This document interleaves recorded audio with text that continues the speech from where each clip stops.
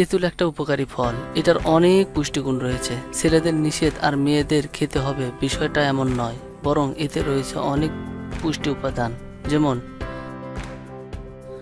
জলীয় অংশ গ্রাম 20.9, মোট খনিজ পদার্থ গ্রাম 2.9, আঁশ গ্রাম 5.6 থেকে 1.0, খাদ্য শক্তি কিলো ক্যালোরি 283, আমিষ গ্রাম 3.1, চর্বি গ্রাম 0.1, শর্করা গ্রাম 66.4, ক্যালসিয়াম মিলিগ্রাম 170, আয়রন মিলিগ্রাম 10.9 থেকে 1.0, carotene microgram 60, vitamin B A milligram 0.01, vitamin B2 milligram 0.07, vitamin C milligram 300।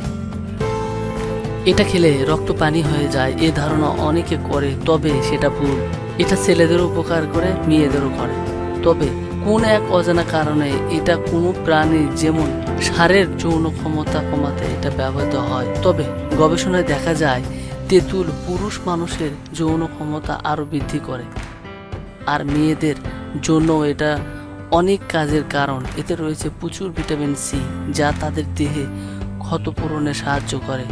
আর মেয়েদের শরীরে বেশি ক্ষত হয়, বিশেষ করে প্রতি মাসে তো হয়, আর প্রেগনেন্সির সময় এটা খেলে মুখের রুচি ফিরে আসে, ফলে মায়ের স্বাস্থ্য ঠিক থাকে এবং রক্তের চর্বি কমানোর মাধ্যমে মা ও বাচ্চার রক্ত চলাচল ঠিক রাখে। তাই এটা কারোর জন্য আর নিষেধ নয়, বরং সীমার মধ্যে খেলে সবার খাওয়া যাবে। এটা প্রচলিত গ্রামের কুসংস্কার মাত্র। টক খাবারের প্রয়োজনীয় ভিটামিন ও অন্যান্য উপাদান থাকে যা আমাদের জন্য জরুরি, তাই পরিমিত টক ছেলে মেয়ে উভয়ের জন্য উপকারী।